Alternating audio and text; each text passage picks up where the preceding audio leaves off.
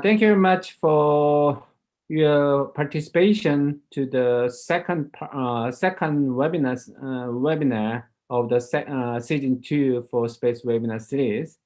And it's really great, my pleasure to introduce Professor Pier Draggoti. Pier is a professor of signal processing in the Electrical and Electronic Engineering department at Imperial College. He is a fellow at IEEE, and he got his PhD from EPFL. And Dr. Draggoti was the editor-in-chief of IEEE transactional signal processing until last year. And he was a technical co-chair for the European Signal Processing Conference in 2012. And he was an associate editor of IEEE transaction on image processing from 2016 to 2009. And currently, he's IEEE SPS distinguished lectures. And today, he has a very interesting topic, interesting application of computation imaging. This is for the art investigation. So let's welcome Professor Draggoti. So it's all yours. Thank you very much. Thank you for the introduction. And obviously, thank you very much for giving me the opportunity to give a talk at this webinar series. So as the title says, today I'm going to talk about how image processing methods or computational imaging techniques can help in the technical examination of paintings. And in particular, I'll talk about some work that my team has been doing in collaboration with the National Gallery in London. So the first question is why, for example, an institution like the National Gallery or, So the first question is why these museums like the National Gallery and other, type of institution like museums are interested in doing this type of technical examination of paintings. And there are many reasons why they have this interest. The first reason is obviously to help art historian research. And so, for example, you want to understand a little bit the technique of a painter's, their creative process, but also you want to date a painting. So you need some technique to help understanding the timing of a painting, or trying to address questions of who painted a certain painting. So that's one of the main reasons why they want to do this type of technical examination. The second reason is that obviously they need to preserve the collection. And so they need to see how, for example, a painting has evolved over times. And a painting could change over time, both because it is aging, obviously, but also because there might be some deliberate intervention. We know that some form of restoration in the past were sort of more invasive, trying to maybe cover some bits and pieces of a painting, which were at that time considered inappropriate, etc. And so this type of information is not only useful for a restorer now when you do some restoration, but is also useful, for example, to find the best way to store or a painting in order to avoid that the material further deteriorates. And obviously the third reason is that through these technical studies, you can then present the collection to the general public, maybe in new, really unprecedented and exciting ways. So these are the reasons why museums are interested in doing technical studies of paintings. But also let me clarify that you need to do these technical studies because when we think of a painting, we might be tempted to think of it as a 2D image, but in reality, a painting should be treated as a three-dimensional object because there is a lot of information across the section of the painting. So here is sort of an idealized setting. Let me put a pointer here.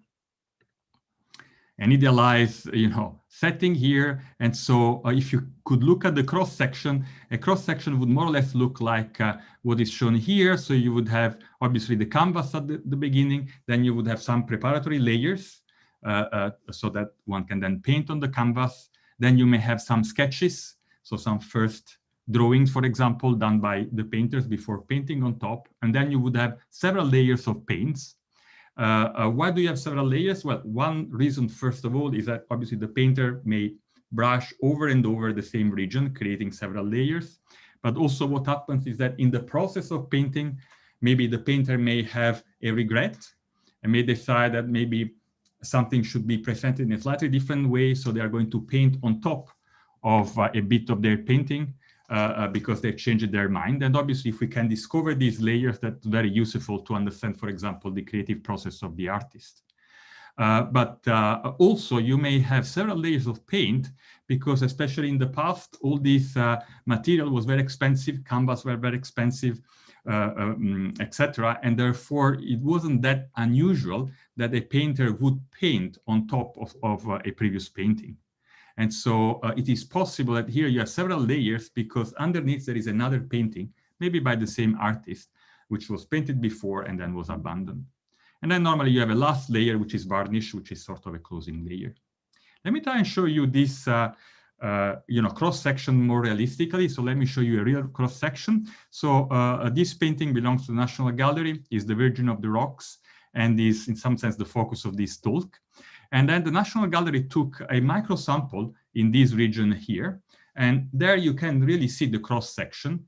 So let me sort of announce that. So here is where the National Gallery took the micro samples, and this is the cross-section that you can see. And then on the cross-section, you can see a little bit like the preparatory layers. Then you can see some under drawings, okay, which is really something we're going to talk about today for this painting. And then you can have several layers of paint. So the curator, the expert, ideally would like to have access to the equivalent of these cross-sections, in some sense, everywhere in the painting. So really know all the layers of the painting everywhere, okay? Obviously, this cannot be achieved through microsamples because taking a microsample is obviously a very invasive technique. If you do that in some regions, it's a microsample, it doesn't matter, but obviously you cannot do that on the whole painting. So that's why what curators try to do is to use some non-invasive technique to infer essentially this layer structure. And typically they use imaging techniques. What has been used traditionally a lot is, okay, besides looking at the visible, sometimes with high resolution images, then commonly they have used, for example, infrared and also X-ray. These are really common techniques. However, they still don't provide a sufficiently rich information to work out the various layers, to work out the material or the pigment used. And that's why more recently they are becoming more and more interested in using spectroscopic imaging technique, in particular hyperspectral imaging techniques and XRF, fluorescence X-ray. And it is really about XRF, which is this talk is focused on this imaging technique, XRF, because it's this type of the data produced by this type of devices that we have worked on. So let me explain in broad terms how fluorescence X-ray works first, so that we can then see what are the issues and then discuss the algorithm that we developed to analyze this type of data. Okay, so the idea is that you have your easel painting, okay, and then you illuminate a region of the painting with a primary beam, so with an X-ray source. So you illuminate this region, which we really call pixel, and then the X-ray can actually go deep. And so not only affect the surface of the painting, but also what is underneath the painting.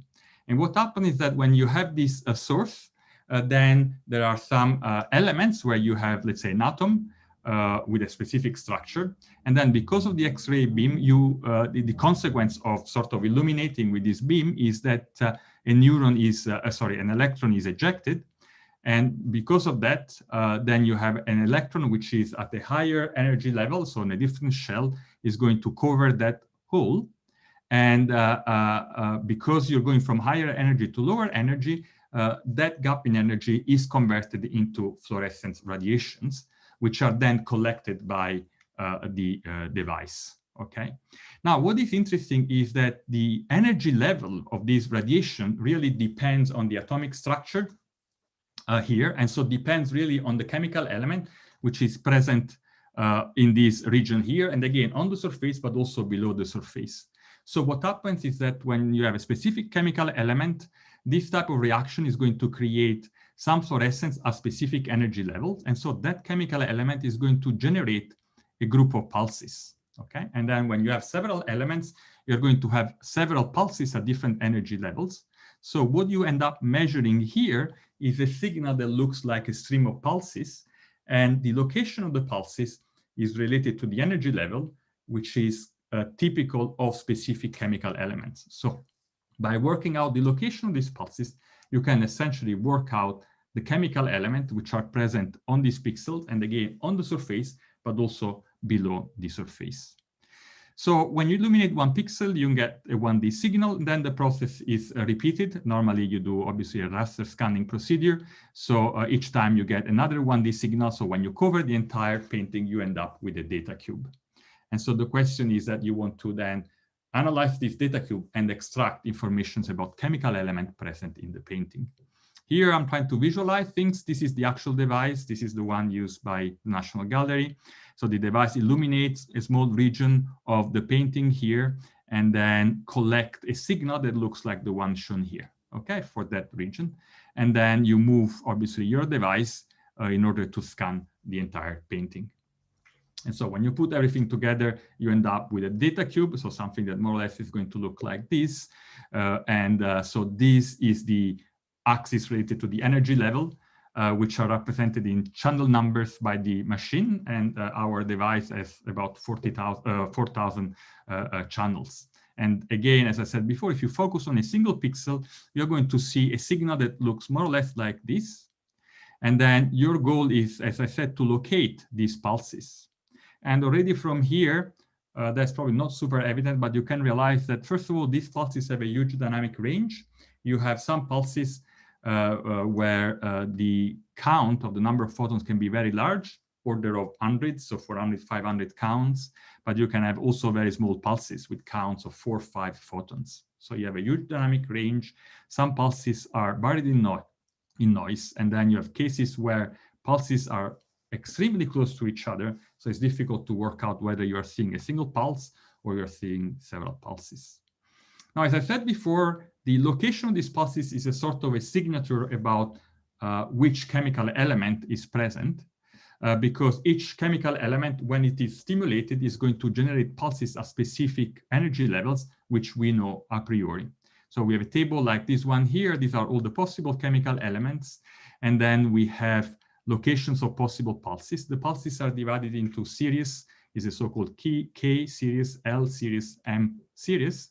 And then each series has a group. The dominants are the alpha and the beta group, okay? And then some elements produce more pulses, as highlighted here. You can have 4 potentially pulse here, and then in other cases you can have, I don't know, for the iron, typically only 2 pulses. So the idea is that if bromium is, for example, present in the painting, then you expect to see a pulse at this energy level. That might be, for example, this one here. And then maybe the device also detected another pulse, which is maybe this one here. So each element has pulses at specific location, but also remember that they generate more than 1 pulse. So the goal is that given this data cube, and so this mixture, we'd like to, as I said before, localize, detect and localize the pulses, so that from there we can work out the chemical element present in the painting, and then work out the quantity. So how much of that element is present in the painting in order to produce quantity maps for each element. So this process of sort of demixing or disentangling this information to get these quantity maps is known as deconvolution in the art investigation sector. We tend to use the term deconvolution to mean something different in our community, but this is really what they mean in their community. So this process is known as XRF deconvolution, and you expect the end result to be something like what I'm showing here. So you highlight the various elements, the quantity, and you show the quantity maps, okay? So from this data cube, you expect to extract something that will look like this. Okay, so our goal is to develop an algorithm that performs XRF deconvolution. Must be fully automatic because most of the existing technique requires some form of human intervention. And the goal of the algorithm, as I already mentioned, is to detect these pulses, locate them precisely, and then based on that, sort of map them to the corresponding chemical elements in order to show then these distribution maps of each chemical element. So issues that we face, as I highlighted before, are the fact that pulses tend to overlap. Why is that? Well, remember that first of all, a painting is obtained by painting several times on the same region. So you have mixture of pigments there, and therefore you have plenty of chemical elements which are all going to respond to the illumination, and they are going to generate several peaks. Also remember that we have several layers and we are able to go deep, so you get a response not only from the pigments which are visible, which already would produce probably a good number of pulses, but also pigments that are underneath the surface. So it is very likely that you end up with a difficult mixture of pulses to separate. The second thing is this dynamic range that I mentioned before. So if you have some elements which are on the surface and in big quantities, for example, lead is a typical example, then you get a huge response. But then you can have some elements which might be underneath, maybe related to a hidden design. And then obviously their response is going to be very weak because it's obviously attenuated, but it's also very important. So we need to be able to detect, it's important to be able to detect very weak pulses, which are normally going to be buried in noise, because obviously there is still scattering type of effects which are going to affect the signal.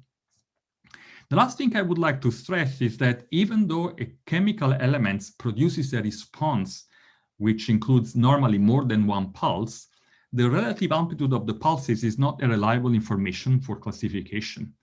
That's because essentially there are non-linear type of reaction, when you illuminate a pixel. And so according to where that element is in the stratification, you could get different responses because there might be some other elements which are occluding some of the pulses of the elements. And so when you look at the response, you're going to get responses with amplitudes which are very, very different according to the type of pigments used, the location of your element in the stratification, and so on and so forth. So the only really reliable information is the location of these pulses. And it's therefore useful to develop methods that really try to find these locations without using too much information about relative amplitudes of pulses which are supposed to belong to the same chemical element. Okay, so that's more or less the type of data we have access to, and these are more or less the challenges. So we developed a method to perform this deconvolution, which is a method which in some sense can be divided into 3 stages. So the input, remember, is the data cube produced by the device. We do some pre-processing stages, okay, to obviously calibrate the data, but also to estimate a few parameters that are important for the rest of the algorithm. In particular, we need to estimate the width of the pulse, which is quite important, and also have an estimation of the background sort of signal, which is due to scattering, in order to, in some sense, being able to decide when we detect a weak pulse, whether that's really a weak pulse or whether that's noise, okay? Obviously, all these type of things are necessary each time we do genuine computational imaging, because to do computational imaging, you really need to look at the device, the acquisition device, the image formation device you're playing with. You need to have some ways to adapt your methods to, or to estimate parameters from the device you have access to, but also you need to use some physics of the acquisition process and also domain knowledge to sort of develop an effective algorithm, which I think is one of the interesting aspects of computational imaging in general. Anyway, after doing this pre-processing, then we have our own algorithm to detect the pulses and localize them. It's a pixel-based method, as it will be evident later on. And once we have localized the pulses, we then assign them to the corresponding chemical elements. And we produce the quantity map, as I mentioned before, but we also produce a confidence map.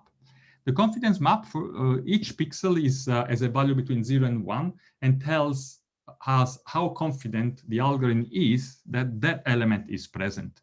So a confidence value close to 1 means that it is very likely that the quantity that we have retrieved is related definitely to that element, whereas if the confidence is very low, it means that if we have found some quantity, that might actually be a sort of false positive. Okay, so the confidence tells us about how confident we are that we generally have found the correct element.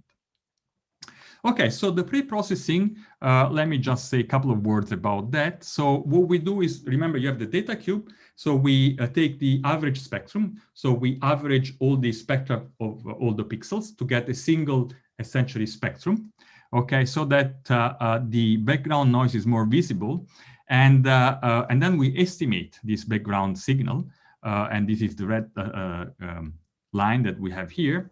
I think what is interesting to observe in particular here is that this is non-uniform, right? And that is in part due to the fact that the device has a different sensitivity according to the energy levels. So it's important to estimate and maybe remove this background signal. The other two important thing is that we need to map the number of channels, so the x-axis that is given by the device, with the actual energy level. And we do this by using some form of domain knowledge. In particular, okay, we know that there is always a peak at the zero energy level. And also we use the fact that we know that some chemical elements are always present in all master paintings. So for example, some lines of lead and some lines of iron are always present. So we know that some dominant peaks are due to some of these elements, and we know their location. And so by knowing their location, we can then essentially correct this channel number and relate it to the energy values. Okay, and then using a similar type of technique, we then also estimate the width of the pulse. So the pulse is normally approximated as a Gaussian pulse. And we also know that physically the width of this pulse grows linearly with the number of channels, okay? So we just need to estimate one width, and then we know how the other are growing. And so we do that by using a few pulses, which we think are reliable. And then once we know the energy values here, then we can see their linear change and what is the correct width to consider. And that's something that we're going to use later on. So after all this calibration, then given your signal on a single pixel, you can think of it as a sum of pulses, okay, as highlighted here, centered at different locations, okay? And so, so this is the signal we measure, and clearly what we're trying to do is to retrieve these locations, TKs, because they tells us essentially which chemical element is present in the painting, and the amplitude, because that is going to tell us about the quantity, so how much of that element is present. Remember that now we know the pulse shape phi, okay? So the idea then is that, okay, here we are faced essentially with a sort of parametric estimation problem. So given this signal yn, we are really trying to estimate these parameters tk. So that's our priority. And then once we estimate the TKs, then we can also estimate the AKs. So because we are faced with a parametric estimation problem, we try to use a standard method used in signal processing for parameter estimation, in particular in array signal processing, and that's a method known as Pronis method. And in Pronis method, what happens is that you have access to a quantity that looks like this signal here. So it's a sum of exponentials, so of exponentials UK. This is to the power m, where m is a whole number, is an integer. And Pronis method is able, given this quantity, to extract the UK and then to extract the BK. So what we'd like to do is to be able to take our signal, which remember is a sum of pulses here, and manipulate it in a way that this is turned in a new signal that looks like this sum of exponentials. And then we want to run Pronis on this so that we can retrieve the UKs, and we'd like the UK to be related to the locations of the pulses, okay? So we want the UK to encapsulate the information about the location of the pulse, and then once we found the UK, then you find the amplitude, which is also related to the amplitude of the pulse. So the question is, how are we going to do this mapping? So how are we going to turn the yn into this signal SM that looks like this guy here? And so the idea is that we want to find some set of coefficients such that if I take my pulse, okay, and remember I know the shape of the pulse, and then I take uniform shift of the pulse and I take a linear combination, this linear combination leads to an exponential. And for stability reasons, I prefer the exponential to be a complex exponential with purely imaginary exponent. Also, in order to be able to apply Pronis method, I need the exponent here, omega m, to be, so the frequencies to be evenly spaced. So essentially the frequency should be of the form m lambda, where m is a whole number. So how can we do that? So first of all, let me try and visualize what I'm trying to achieve. So this is the pulse shape, which I know. The idea is that I take this pulse shape, then I take a shifted version of this pulse shape, then I take another shifted version, and all the shifts are uniform shifts. So something like this. So here I have the pulse, then I take a shifted version, then I take another shifted version. Then I take specific coefficient Cmn, so that I do a weighted sum of these coefficients of these pulses. And when I do the weights, then I end up with a signal that looks like a complex exponential. So it's something that oscillates like this guy here. Okay, so this is what I'm trying to achieve. I'm trying to find this coefficient so that this condition is satisfied. And then the idea is that if I change these coefficients, then I'm able to reproduce an exponential with a different frequency. So maybe something that oscillates more quickly. Okay. So to summarize, I'm trying to find this coefficient such that this sum here is approximately equal to a function, which in our case is the exponential. So if I want to have the best approximation in the least square sense, then what I need to do is to think of the prototype function phi, so the pulse and its uniform shift, as a basis spanning a certain subspace. And then really I just need to compute the orthogonal projection of my function on that subspace. Okay, because then that orthogonal projection would give me the best approximation in the least square sense. Okay, so I can use the orthogonality principle to find that these coefficients, because obviously the coefficient should be such that the error in my approximation is orthogonal to the elements that form the basis here. So are orthogonal to all the phi, to the pulse phi and its uniform shifts. Okay, so I can try and solve this numerically. Now, what is interesting is that in our case, first of all, here we have uniform shifts, so shifts by whole numbers. And the other thing is that the function we're trying to reproduce is a complex exponential. So because of that, we end up with an exact expression to solve this problem, because first of all, an inner product here is like an integral, and as soon as you have an exponential, that integral is really a Fourier transform. So we end up with an expression which contains the Fourier transform of the pulse at the frequency that we are trying to reproduce. Okay, and this term here is again a discrete time Fourier transform evaluated again at that frequency. And this is a discrete time Fourier transform exactly because I have phi and its uniform shift, which gives me a discrete sequence. Okay, so even though this, let's say, solution is general, what is nice is that if I try to reproduce exponentials and if I have uniform shift, then I actually have a much simpler formula to find these coefficients. Okay, so given these coefficients, so let's go back to our problem. Remember, we've done calibration, so we know phi. Given phi, we now find these coefficients using this formula here. And then we know that we are reproducing exponential with good approximation. And then what we do is the following thing. This is our data, this is our signal. And then we take weighted sum of the signal using these coefficients Mn. And if I replace Yn with its expression here, and then I use the fact that this sum here is an exponential, be close to an exponential, then this guy is equal to this sum of exponentials. And that because the omega I'm taking are evenly spaced, this guy corresponds to the sum of exponentials that I can use in Pronis method. So just to summarize, this is the data that is given to me by the machine. We have computed the coefficient Cmn, so we compute this new set of linear combination of weighted sums, okay? And each of these weighted sum gives me a new quantity Sm, which through simple manipulation, we realize correspond exactly to the sum of exponentials that are good for Pronis method. So we can just feed this new measurement Sm to Pronis method, and Pronis will give us UKs and BKs, okay? And the UK, as highlighted here, encapsulate the information of the location of the pulse, and therefore of essentially which chemical elements are expected to be present in the system.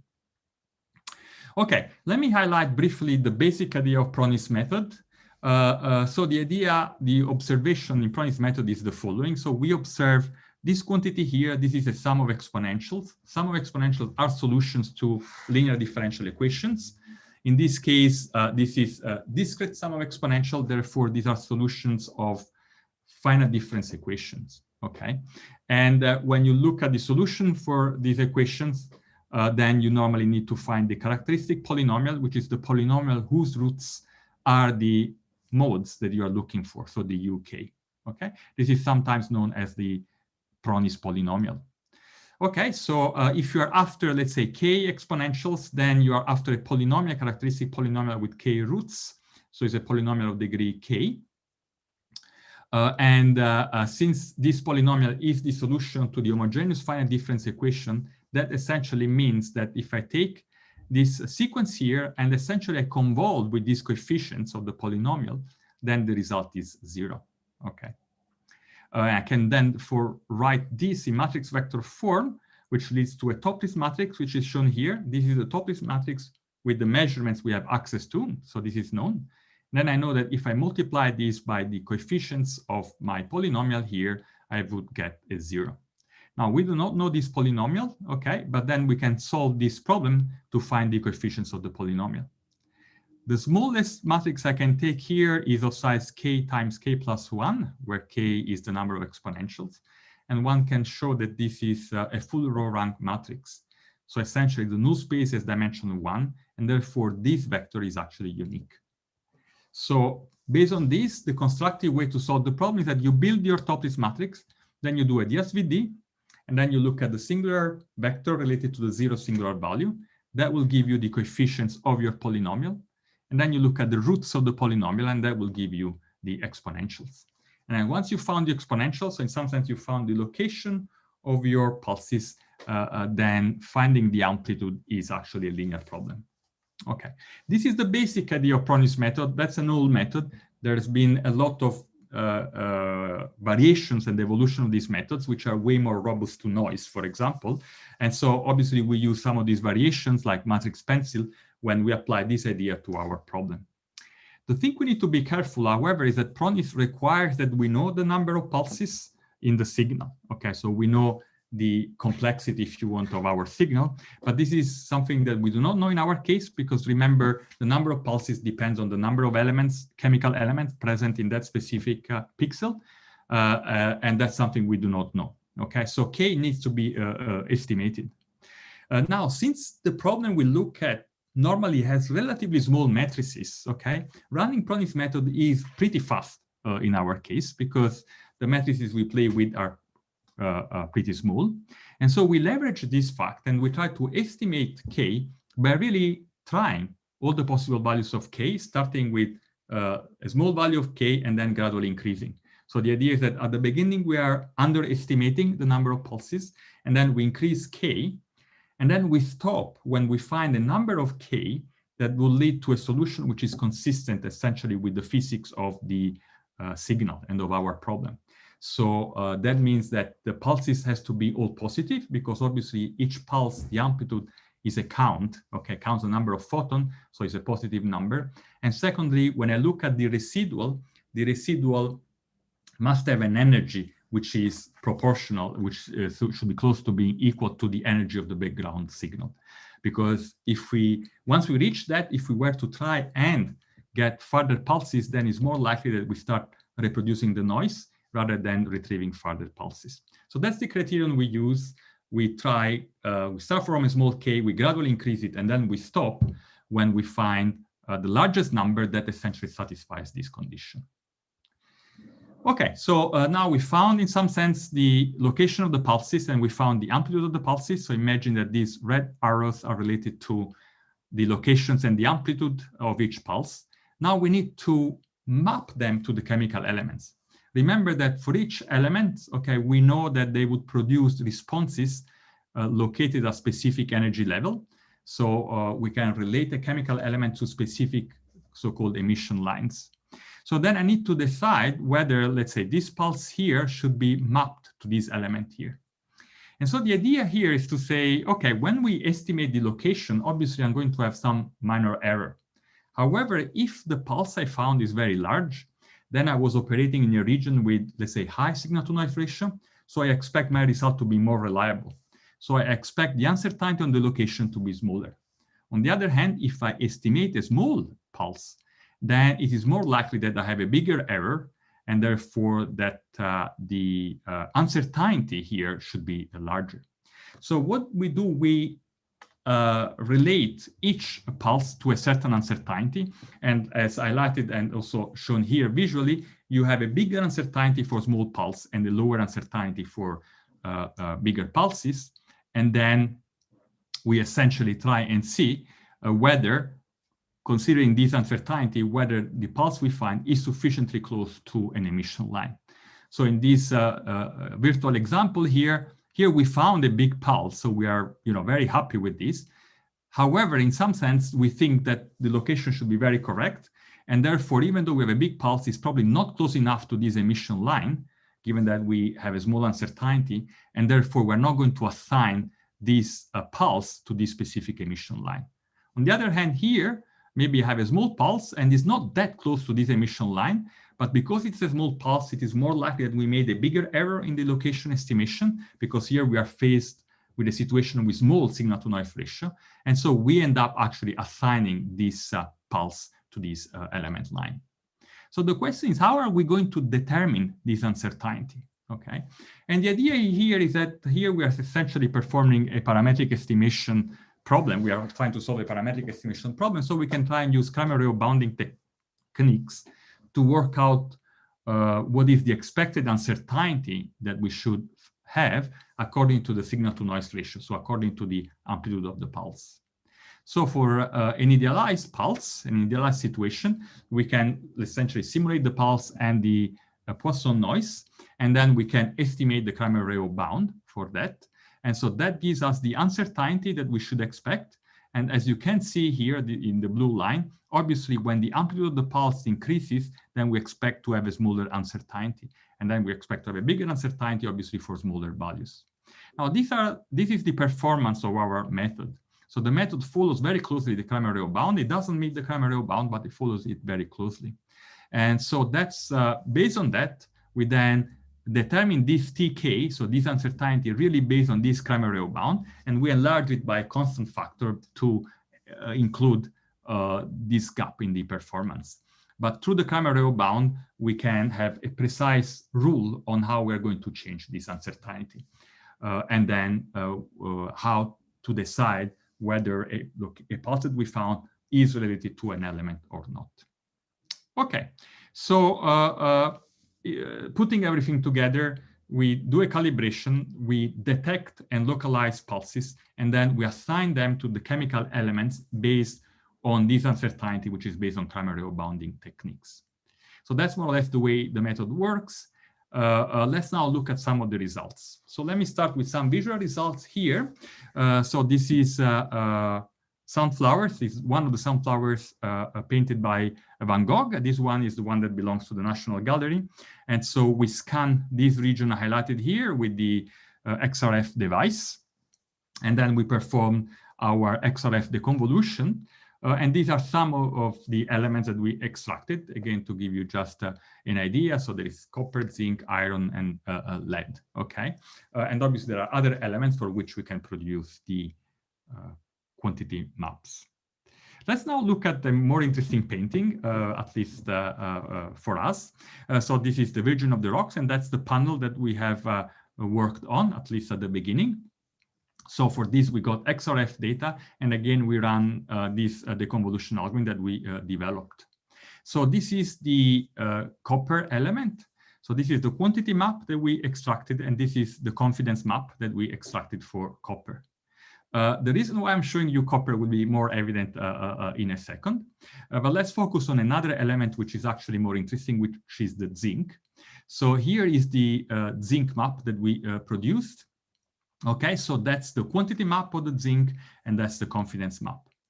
And then if you look at the quantity map, you can see that there is another drawing here. I think you should be able to see the head of an angel, and then here there are the wings of the angel. And if you have a good eye, you may even notice that here there is the head of the Christ. Okay. Now, what is interesting is that if you look at these drawings, under drawings, and you compare them with the visible image, well, you cannot find the angel here. So clearly this is related to some underdrawings of a composition that Leonardo then abandoned. So that's sort of quite exciting that we could see through these devices something which are not in the visible image. Okay, let me focus on these two pixels here, A and B, as a way to analyze our algorithm. Okay, and also again, maybe to better highlight the challenges that we face with this type of problem. Okay, so let's focus on pixel A first of all. So that's the section of interest of the spectral response. Okay, the issue here is that in this context, the zinc and the copper have pulses which are very close to each other. So the copper has two pulses at these two locations, which are relatively close to the main line of the zinc, which is the K alpha line. So the copper may overshadow the zinc if we have a lot of copper. Now, in the case here of the pixel A, okay, there is not that much copper. Okay, there is copper, but it's not that much copper. And you can see that here. So these are the two pulses, 1 and 2 pulses related to the copper. And here, these are the two lines that we find with our algorithm, and which are then assigned to the copper correctly. And what is interesting is that here, okay, the algorithm finds also a line which the algorithm thinks belongs to zinc. Okay. Now, let me stress that this guy here has a count in the region of 20, but these guys have a count in the region of 5, 6 photons, okay? So these are extremely weak signals, and it's not surprising in particular for the zinc, because obviously this is something that is coming from underneath the painting, and therefore the signal is going to be very weak. Also, the quantity itself is probably not in itself very high. But the algorithm decides that what we are seeing here is not noise, but is actually a genuine pulse. And visually, we know that the decision is correct because clearly there is the zinc here, which is clearly related to the wing. So the algorithm is correct in deciding that there is a zinc here. Now, what is interesting is the following pixel here, pixel B. Okay, so in this region, there is no underdrawing. But what is interesting is that this region here has a lot of copper. Okay, and so if you look at the spectrum response here, then you can see that the pulses, the two pulses related to the copper, are huge. In particular, this guy here, I cannot show the entire pulse, okay, as a count, as I anticipated before, of about 400, 500, okay? So that's the main line of the copper. Here is the other line of the copper, which is also quite big. And the algorithm assigns a small pulse, a small peak to zinc. Okay, so the algorithm decides that this small quantity that we see here is not noise, but is a small pulse, which is in part shadowed, covered by the big one, but the algorithm still thinks that there is some zinc here. And in fact, if you look at this region, the algorithm finds a little bit of zinc in all this area here, which is this area here. Okay, now this bit here is related to the drape of the Virgin, okay, which is made of a pigment known as azurite. So it's a sort of blue color in some sense. And azurite is a pigment that may contain the zinc element, but not necessarily so. So the curator couldn't really decide on whether the algorithm was performing the correct estimation, so whether zinc was there or not. But likely we could do a cross-section here and do an analysis of the cross-section, and the analysis has shown the presence of zinc, which is actually quite remarkable. So this small quantity of zinc that we found in the drape is actually really present. So this small peak is a genuine peak, it's not a false positive. So that's sort of nice, sort of validate the effectiveness of this method. Okay, then we applied the method on other panels, okay? So here you can see how much more complex is all these abandoned underdrawings. So here you can see the underdrawings versus their actual location on the visible image, okay? And so you can see how this composition is very different from the final composition. And obviously this is much more complex, as again, here is the angel, here is Christ, and this is the Virgin, okay? This is the drape that I was mentioning before, which is related to what is in front, so is this region here, okay? The other thing which is interesting is that performance here are quite consistent. Okay, so these are panels taken at different time instance, the same device, but in different conditions, etc. The algorithm adjusts itself and gives you a result which is consistent across panels, which is not obviously always the case, because small change in some conditions and then you could have something different. But the algorithm is pretty consistent in its behavior. Again, this composition is very different from the other one. One thing that the curator made me observe is that apparently here, the Christ and the Virgin are looking at each other. So they are sort of the central figures in this composition, whereas here is Christ and John the Baptist that look at each other. So this composition has a sort of different type of message that is trying to deliver. Why Leonardo changed the type of composition, the type of message, that's something that we don't know, and obviously something for the expert to address. Is definitely not something for us. But the overall, discovery is obviously quite exciting. Okay, I'm going to spend the next 5 to 10 minutes to highlighting some of the ongoing work that we are doing, which is still related to the XRF data, but not only. Okay, so here is another painting, is Donna Isabel de Porcel, the Goya. Again, is a painting of the National Gallery. Now here, if we take the XRF data and then we do the deconvolution, so we get the chemical elements. Remember, the deconvolution, they mixes all the chemical elements, so gives you quantity map of the chemical elements present in the painting, either on the surface or below the surface. So if you have, like in this case, that the lead is not only present on the surface but also below, then you end up with another demixing problem, or if you want, an image separation problem. So here there is clearly another painting underneath, and so we have separated the elements, but then given a specific element, we would like to separate, let's say, the two images, so that we could get only an image of the lady and only an image of the lead map of the gentleman behind. Okay, so essentially we have an issue of improving the visualization of hidden features.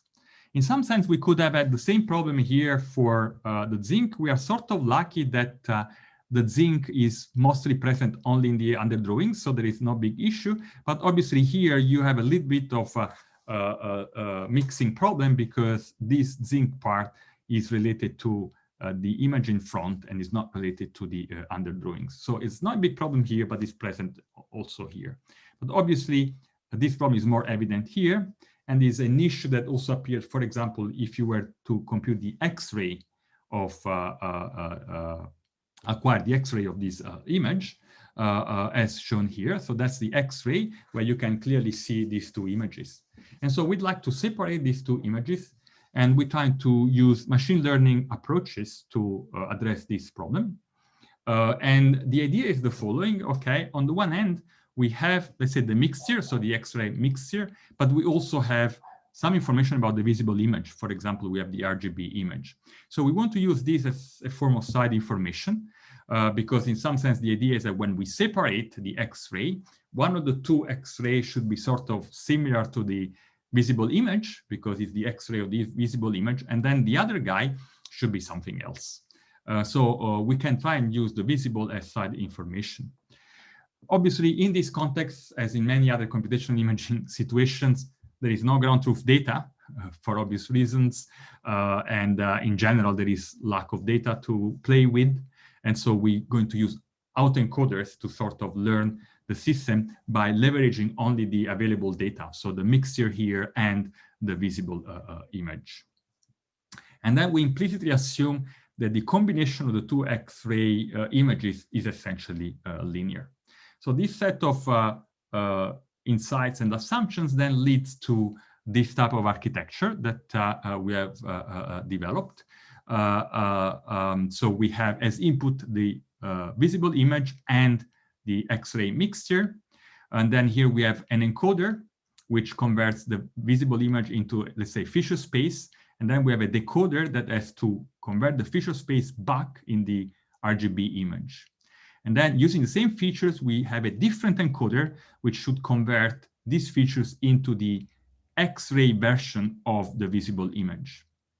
And then here we have an encoder which is different from this guy, so different colors, which converts the mixed X-ray into a set of features. And then we have a decoder here, which is the same as here, which converts the features into the X-ray, back into the X-ray mixture. Then we take the difference of these features to get a new set of features. And with the same purple, let's say, decoder, we want to construct the X-ray of the hidden image. We then expect that if we combine, so if we sum the separated two X-rays, so X1 and X2, we end up with a mixture which is supposed to be as close as possible to the original mixture. We train this with a loss function, which is the error in the reconstructions of the visible image versus the original visible image, the error here in the reconstruction of the mixture versus the original mixture, and an error where the combination, which is related to the sum of these two separated X-ray, which should be as close as possible to X. To further increase stability in the process, we also have another cost term, which is an exclusion loss. We use an exclusion loss, which has been introduced in this paper, which look at the different image separation problem in a slightly different context, but it's still an image separation problem. And to give you the high-level idea, the idea is that given these two reconstructed separated images, if we were to get some edge maps, okay, so imagine we can extract edges on both images, we expect that the edges are as different as possible because each image should be related to a different, essentially, painting. And so we try to maximize that difference because if the difference is not large enough, it means that there is still a lot of mixture. And so we have edges of the mixture present both in X1 and X2. So that's more or less the idea here. Let me show you some results. That's still ongoing work, but I guess the results, given the difficulty of the problem, are, in my opinion, quite good. So this is the visible image. This is the section of the mixed X-ray that we have looked at. And then these are the two separated images. So this is what we expect to be the X-ray of the lady. And this is the X-ray of the hidden painting. Okay, I think I can conclude here. Let me just concluding by saying that my first message is that you should keep watching this space. Now, I don't only mean that you should keep watching this seminar series, which is called Space, but also really this area of research, because it's an area of research which I think is growing and is destined to grow more and more, because now the heritage sector has the ability to collect a lot of data with these new imaging techniques, which now becoming more and more broadly available. And so because of that, they are faced with many different imaging modalities, huge data sets, and they struggle to interrogate these data sets. Also because these data sets contains information really mixed, as I sort of highlighted here. And so there are many challenging but interesting problems for us, including demixing problem, image separation problem, but also some form of classification problem, like the problem of characterizing the material which is used in each pigment. So there is a lot of data, and there is a lot of potential problems which are of interest to us. The other interesting thing is that actually the heritage sector is becoming more and more aware of the need of interacting with us, something that probably before they wouldn't realize in full, but now because of all this data, they appreciate more and more collaborating with us. And so we are seeing already more work in this area.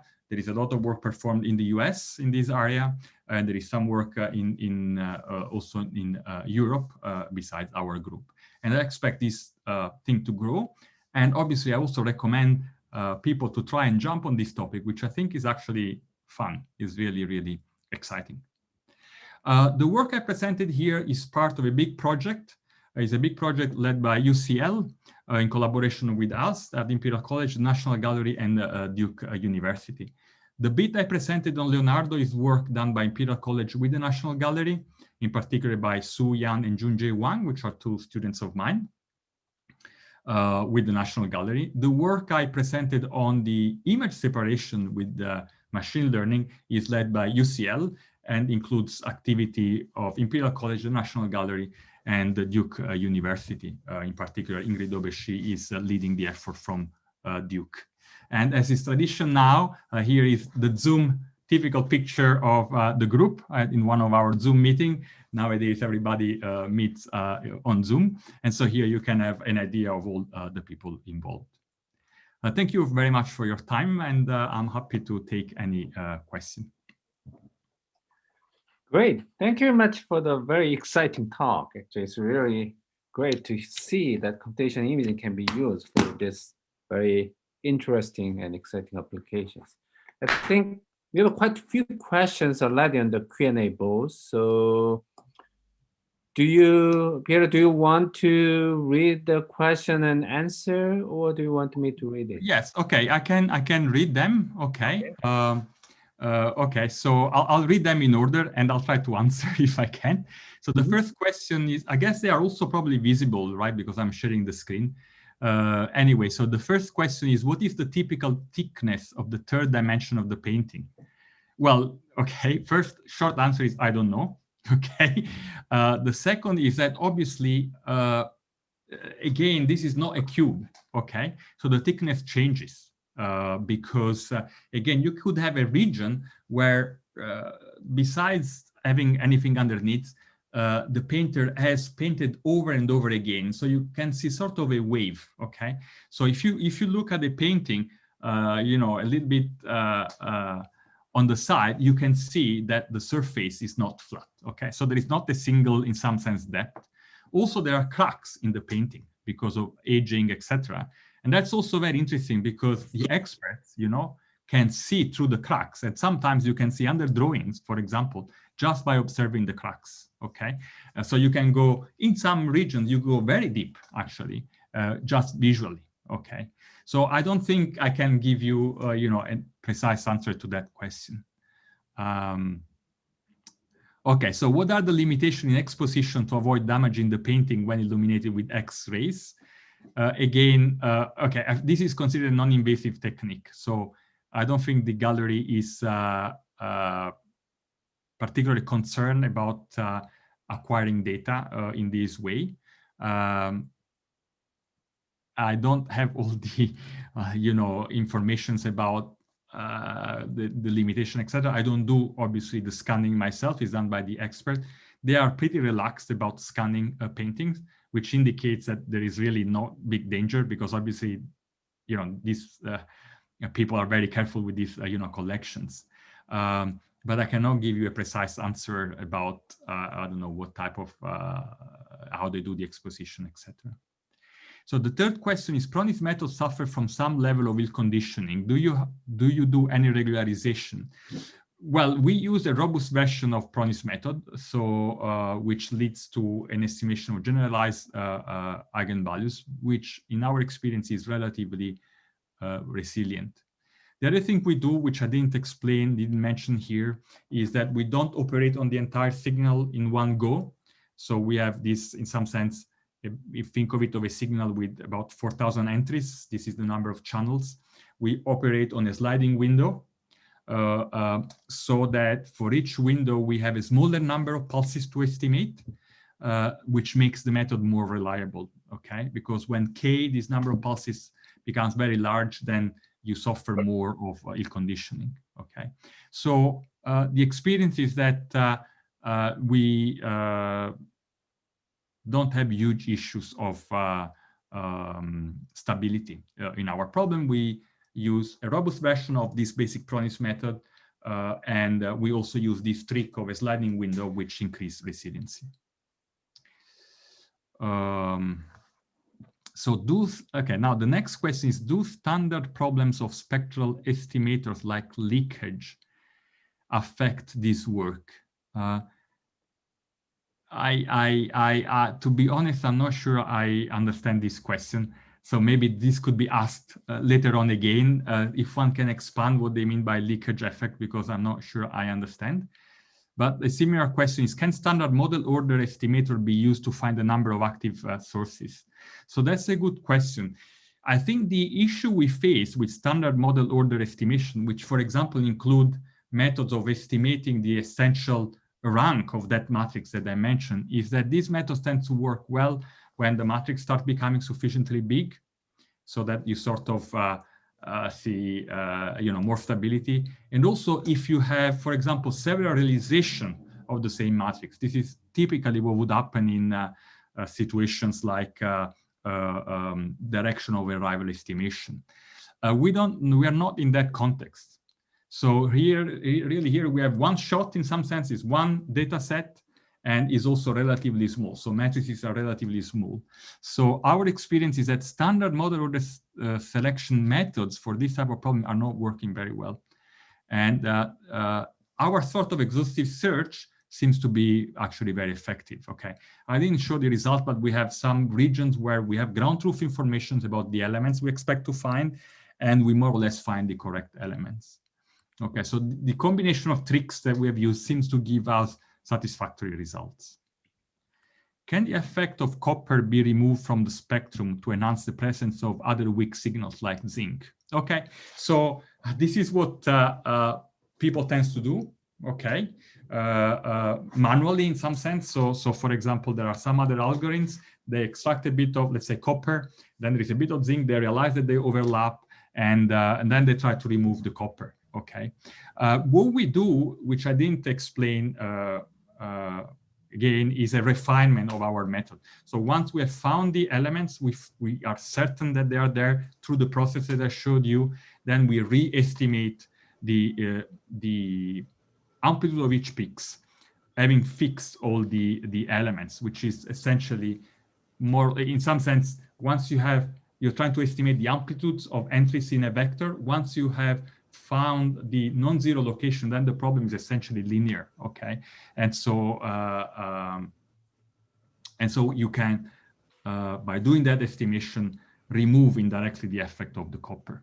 Okay, so we do a refinement which essentially reduces this problem of interference. Okay, the question is, can we adapt these techniques for mineral resources? Short answer is, I don't know. I'm sorry. That's really beyond my expertise. Okay, so thanks for the great presentation. Thank you very much. Pierre, it was very understanding. Pierre? Is there anyone? Yeah, Pierre. Yeah, there is a one. Anik want to actually ask question. He want to speak. Okay.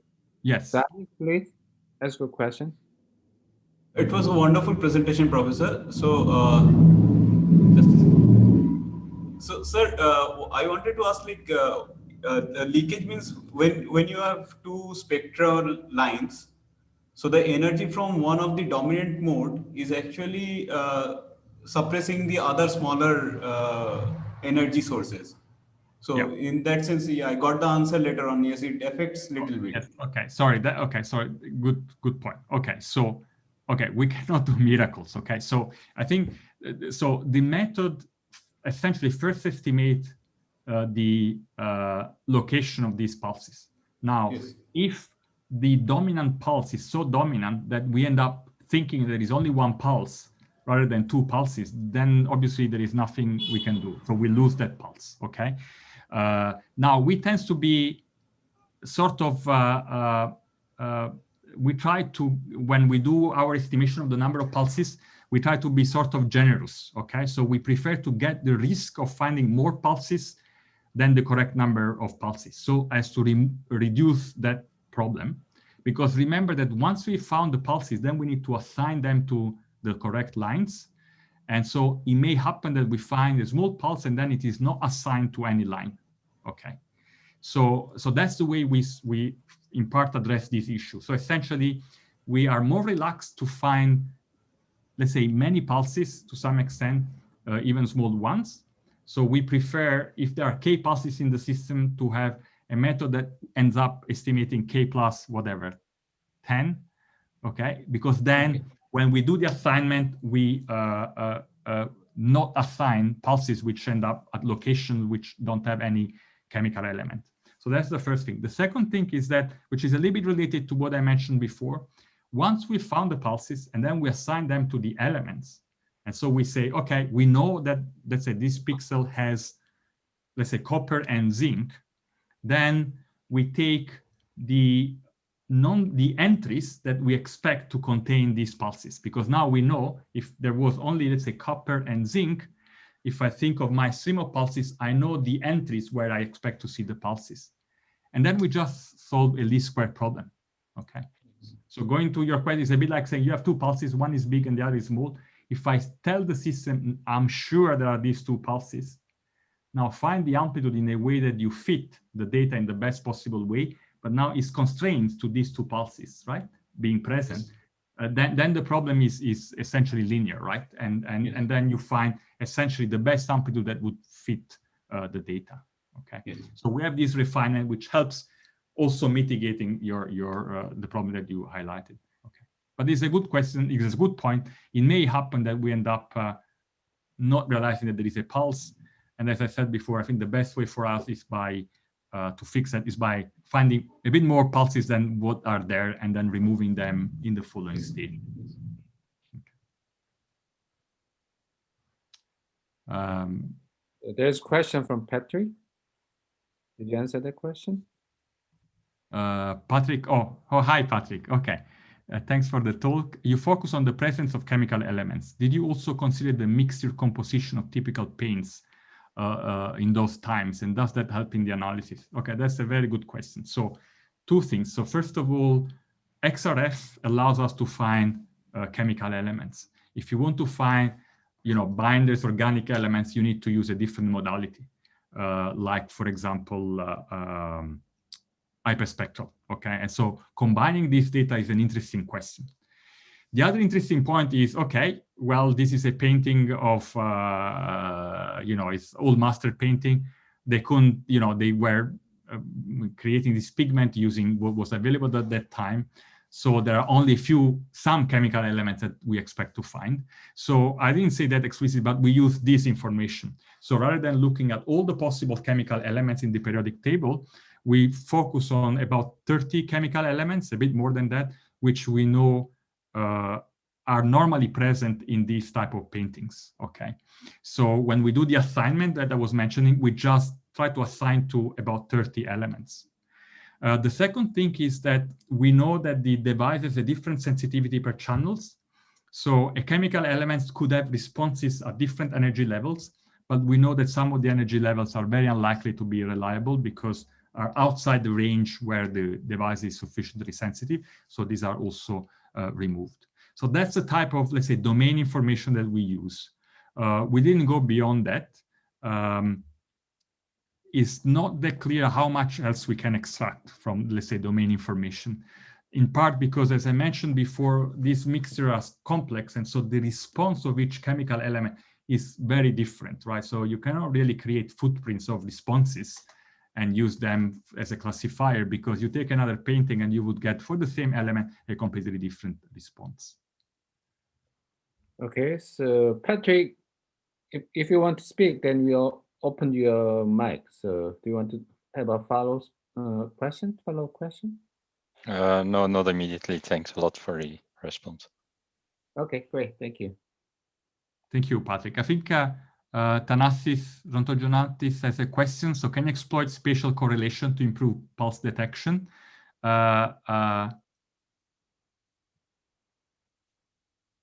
Someone is, okay. Can I, right. So I think that's a good point. We are working on that. Now, the other interesting thing is that the National Gallery prefers the pixel-based type of solution. That's the other interesting thing when you interact with these people. They like a lot the confidence map that we provide because they see things that we probably don't see. But also sometimes they feel a little bit uneasy when we do, let's say, some form of averaging to simplify, okay, in space, because it feels like we are playing too much with the raw data. And these people, a little bit like the doctors when they look at, I don't know, X-ray images, sometimes prefer to really look at the raw data. But we're trying to work on that. There is this difficulty that even nearby pixels can have very different chemical elements. So the model order selection is very different from nearby pixels. And so it can be an issue sometimes when we try to exploit spatial correlation. But we are working on that. We have some preliminary results, but nothing presentable, let's put it this way. Yeah, there are so many questions. I can read it for you. Yeah, reading so many questions. Okay, no, I can Okay. keep going. I can try. So there's a question: is can you leverage the phase of the pulse? We don't have phase information. Okay, if the is we don't. Okay, so right here we just count the photons. Right, we don't count the time at which photons arrives. Okay, so. Yeah, I don't think you can get informations of the depth. Okay, in this case. Now, I don't think in this context one can use some of these single photon detectors type of things because I think you need the right type of energy efficiency. Sorry, the type of what is the photon efficiency. I'm not a super expert, but what I can say is that the data we have is just a sort of a count type of information, which is typical in most of these fluorescence type of technique, also in fluorescence microscopy. And so we don't have this phase information.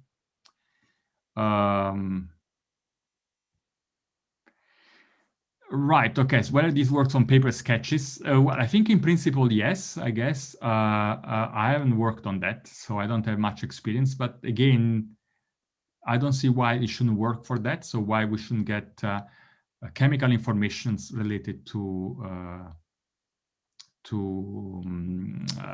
chemical elements in the sketches. Okay. Yes. So have you tried different confidence scores and compared performance? No, we're focused on this approach. I haven't really thought about other confidence scores, to be honest. Yes, how do you create the confidence map? So essentially is what I showed before. So we have this sort of triangle, okay, which changes according to the camera rail bound.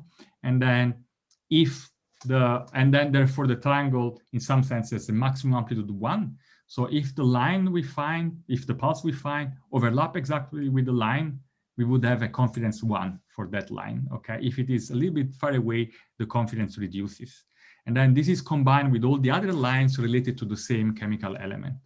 So to simplify, if you expect to find a couple of lines for that chemical element and you find both of them and your location is extremely close to the correct one, you have a confidence equal to 1. And the confidence decreases if you find only one of the two lines or when they start being a little bit far away. So that's more or less the way we compute that. Wow. You have 20 questions. It's a record number of the questions in this space webinar series. I think it means there are so many interests from the audience. In fact, I have another question for you if you are not tired yet. No, please go ahead. Yeah, I'm curious that based on this kind of study, based on this kind of analysis and spectral analysis, so maybe your group and also maybe some of your collaborators or some of the literatures, did you see some kinds of trend depending on the art history about the way they draw painting or maybe material or whatever? Yeah, anyway, depending on the type of art or is any kind of... Yeah. Well, not me, okay, because I have experience on a small number of paintings, okay. So, but definitely the curator, they know what they are looking for, okay. So that's quite interesting, and they have a lot of knowledge again about what type of material they expect to see. I mean, the other interesting thing is that when we find a chemical element, we don't necessarily know the pigment this is related to. So to make some simple example, you can find lead both in the white pigment or also, for example, in the red pigment. And zinc can be also in white, but also in sort of brown type of color and pigment. And for example, the experts know that white zinc didn't exist at the time of Leonardo, okay? So the zinc that we are seeing is not related to something white. I mean, that's something I don't know. Obviously, the experts know. Yeah, I mean, I don't have that level of knowledge. I haven't acquired that level of knowledge. So we really work mostly on some of the paintings, and again, we try to extract the data, and we discuss with the experts to see, they help us to see whether what they're seeing it makes sense or not. But personally, I don't have the knowledge to be able to say, oh, that's not possible, that makes sense, you know, from an art historian point of view. Okay. Mm-hmm. Okay. Great. So is any like remaining questions from the audience? Otherwise, yeah, thank you very much for answering all those kinds of burning questions from audience. It's really a lot of number of questions. So yeah, and also thank you very much for your excellent and very exciting talks. And I think I need to learn. I'm not sure. Yeah, so that might be a very exciting area for the researchers. Furthermore, yeah. Anyway, so thank you for inviting me. Thanks a lot for attending the talk. Yeah, thank you very much for all the audience as well. Okay, so goodbye, good morning, good afternoon.